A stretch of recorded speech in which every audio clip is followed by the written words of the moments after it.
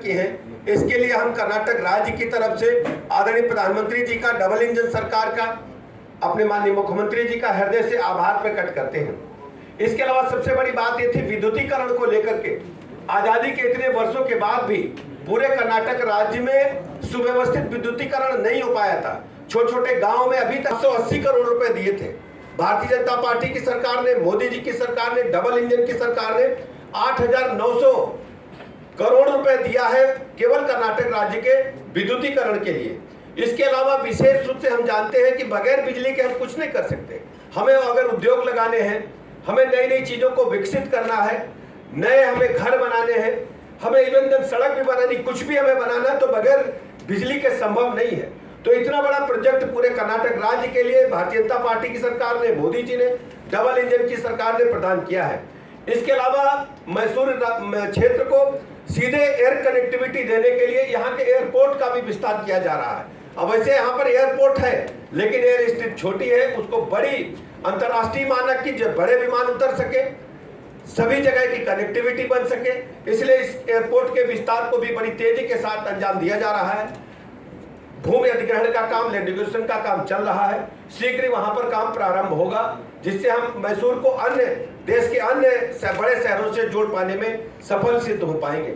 हम सब जानते हैं कि हमारे अंदर जो बीमारियां हैं, 90% बीमारियां शुद्ध पेयजल के कारण होती है, न मिलने के कारण होती है। माननीय प्रधानमंत्री जी ने पूरे भारतवर्ष पर दुनिया की सबसे बड़ी योजना जल जीवन मिशन शुरू की। जल जीवन मिशन के माध्यम से घर घर नल से जल देने का काम बहुत तेजी के साथ किया जा रहा है।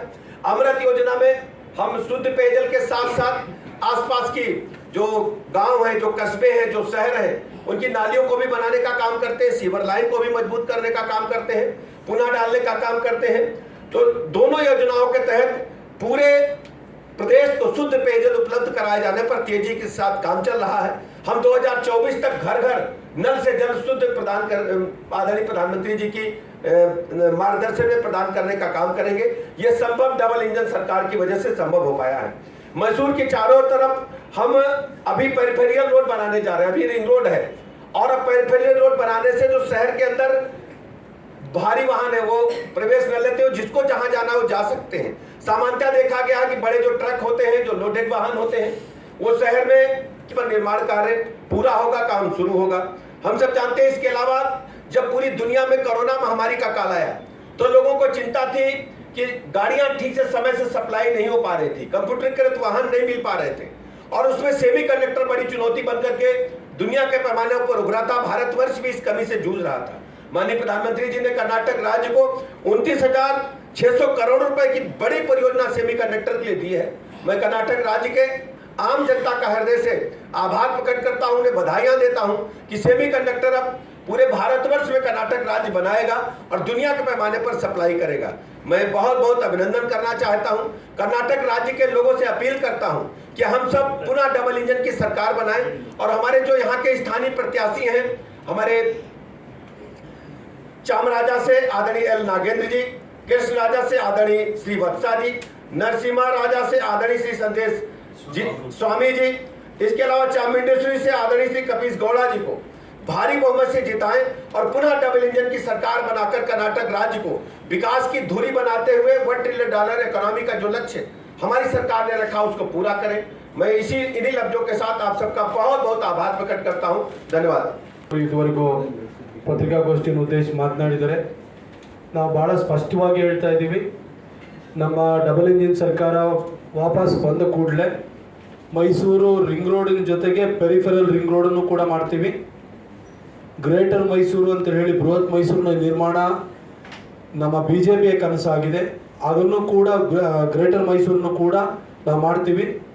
ಮುಂದಿನ 18ರಿಂದ 20 ತಿಂಗಳೊಳಗಡೆ ಮೈಸೂರು ಜಿಲ್ಲೆಯ, ಅದು ನಗರ ಇರ್ಬೋದು ಗ್ರಾಮಾಂತರ ಇರ್ಬೋದು, ಪ್ರತಿ ಮನೆಗೂ ಕೂಡ ಶುದ್ಧವಾದ ಕುಡಿಯುವ ನೀರನ್ನು ಕಬಿನಿ ಅಥವಾ ಕಾವೇರಿ ಎರಡರಿಂದ ನಾವು ಪ್ರತಿ ಮನೆಗೂ ಇಡೀ ಮೈಸೂರಿನಲ್ಲಿರುವಂಥ 11 ವಿಧಾನಸಭಾ ಕ್ಷೇತ್ರಗಳಿಗೂ ಕೊಡ್ತೀವಿ. ಜಲ್ ಜೀವನ್ ಮಿಷನ್ ಮತ್ತು ಅಮೃತ್ 2 ನಡಿ ಪ್ರತಿ ಮನೆಗೂ ಕೊಡ್ತೀವಿ. ಈ ಥರದೊಂದು ಭರವಸೆನ ಯಾವ ಪಕ್ಷಕ್ಕೂ ಕೊಡೋಕ್ಕೆ ಸಾಧ್ಯ ಇಲ್ಲ.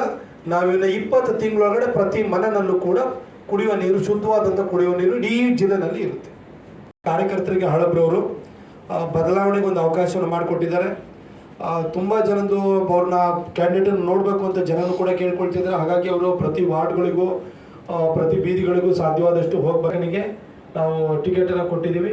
ಹಾಗಾಗಿ ಎಲ್ಲರೂ ಕೂಡ ಶ್ರೀವತ್ಸ ಅವರನ್ನ ಕೃಷ್ಣರಾಜ ಕ್ಷೇತ್ರದಲ್ಲಿ ಅವ್ರನ್ನ ಬೆಂಬಲಿಸಬೇಕು ಅಂತ ನಾನು ಕೇಳ್ಕೊಳ್ತೀನಿ. ಕಾಂಗ್ರೆಸ್ ಬಂತು ಅಂತೇಳಿ ಹೇಳಿದರೆ ಮತ್ತು ಅದೇ ಜಾತಿ ಗಲಾಟೆಗಳು, ಅದೇ ಏನೋ ಇಲ್ಲಿ ವ್ಯಾವಹಾರಿಕವಾದಂಥ ರಾಜಕಾರಣ ಬಿಟ್ಟರೆ ಇನ್ನೇನು ನಡೆಯಲ್ಲ. ಶ್ರೀವತ್ಸ ಅಂತಹ ಅತ್ಯಂತ ಪ್ರಾಮಾಣಿಕ ಒಬ್ಬ ಒಳ್ಳೆಯ ಸಂಘಟಕ, ಕ್ರಿಯಾಶೀಲವಾಗಿರುವಂತಹ ಒಬ್ಬ ಪಾರ್ಟಿ ವರ್ಕರು ಹಾಗೂ ಅತ್ಯಂತ ಸಾಮಾನ್ಯ ಹಿನ್ನೆಲೆಯಿಂದ ಬಂದಿರುವಂತಹ ವ್ಯಕ್ತಿ, ಇವತ್ತು ಒಂದು ಸಾಮಾನ್ಯ ಮನೆಯಲ್ಲಿ ಜೀವಿಸ್ತಾ ಇರುವಂಥ ವ್ಯಕ್ತಿಗೆ ದಯವಿಟ್ಟು ಎಲ್ಲರೂ ಕೂಡ ಆಶೀರ್ವಾದ ಮಾಡಬೇಕು ಅಂತ ಕೇಳ್ಕೊಳ್ತೀನಿ. ಇನ್ನು ನಮ್ಮ ಚಾಮರಾಜದಲ್ಲಿ ನಾಗೇಂದ್ರಣ್ಣ ಅವ್ರ ಬಗ್ಗೆ ನಾನೇನು ವಿಶೇಷವಾಗಿ ಹೇಳಬೇಕು ಅಂತಿಲ್ಲ. ಮಹಾರಾಜರು ಕಟ್ಟಿದಂತಹ KR ಆಸ್ಪತ್ರೆ ಇವತ್ತು ನಾಗೇಂದ್ರ